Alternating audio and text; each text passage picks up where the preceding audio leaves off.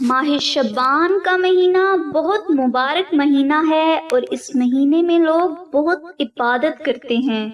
گناہ گار اپنے گناہ بخشواتے ہیں، بیماروں کو شفا ملتی ہے اور روزی میں بھی اضافہ ہوتا ہے۔ اگر آپ کو کسی قسم کی مشکل کا سامنا ہے تو ماہ شعبان میں سورۃ مزمل کا یہ وظیفہ آپ کے لیے ہے۔ ڈیٹیل کے لیے ویڈیو کو آخر تک ضرور دیکھیں۔ بسم اللہ الرحمن الرحیم۔ ناظرین، اگر آپ کو کوئی مشکل یا کسی قسم کی پریشانی کا سامنا ہے تو ماہ شعبان میں سورۃ مزمل کا وظیفہ آپ کے لیے ہے۔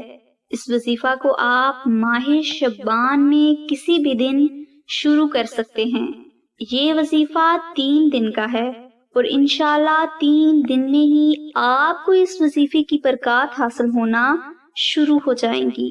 وظیفے کے لیے آپ عشاء کی نماز ادا کرنے کے بعد اول و آخر 7 مرتبہ درود پاک ذکر کریں اور درمیان میں 7 مرتبہ سورۃ مزمل کی خشوع و خضوع کے ساتھ تلاوت کریں۔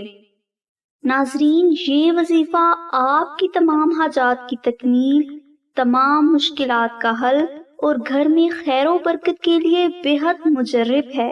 اس کے علاوہ یہی وظیفہ اچھا رشتہ حاصل کرنے، میاں بیوی میں محبت پیدا کرنے اور کاروبار یا نوکری کی ترقی کے لیے بھی اپنی مثال آپ ہے۔ یہ وظیفہ بہت آسان ہے اور اس کے لیے کسی بھی قسم کی روحانی اجازت شرط نہیں۔ اس وظیفے کی مزید ڈیٹیل کے لیے لنک ڈسکرپشن میں دے دیا گیا ہے۔